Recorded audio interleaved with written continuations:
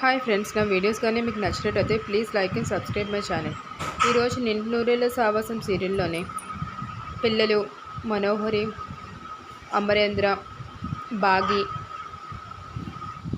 ఆనంద్ అందరూ కలిపి,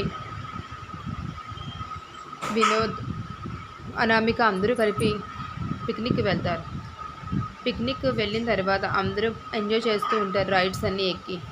మనోహరి రణ్వీర్ దగ్గరికి వచ్చి అంటుంది, ఇప్పుడు అమరేంద్ర నిన్ను చూసేశాడు కాబట్టి నువ్వు సైలెంట్గా ఇక్కడి నుంచి వెళ్ళిపోతే మంచిది అని చెప్పి. దానికి రణ్వీర్ అంటాడు, లేదు ఒకసారి అటు చూడు, నేను వచ్చిన పని చేసుకునే వెళ్తాను ఎలా అయినా సరే అని చెప్పి తను పెట్టిన ఒక మనిషిని చూపిస్తాడు.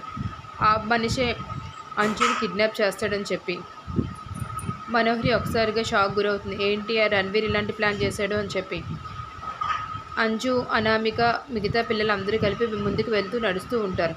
అప్పుడే అంజలి కింద చాక్లెట్ ర్యాపర్ పడేస్తే ఆకాష్ అంటాడు, ఆ ర్యాపర్ తీసి డస్ట్బిన్లో వెయ్యి అని చెప్పి.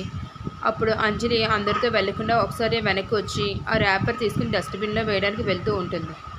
అప్పుడు రణ్వీర్ మత్తుమందుతో ఉన్న హ్యాండ్ కర్చీఫ్ తీసి అంజలికి పెట్టడానికి ట్రై చేస్తూ ఉంటాడు. ఇటు చూస్తే దుండగుడు కూడా అంజలిని కిడ్నాప్ చేయడానికి ట్రై చేస్తూ ఉంటాడు.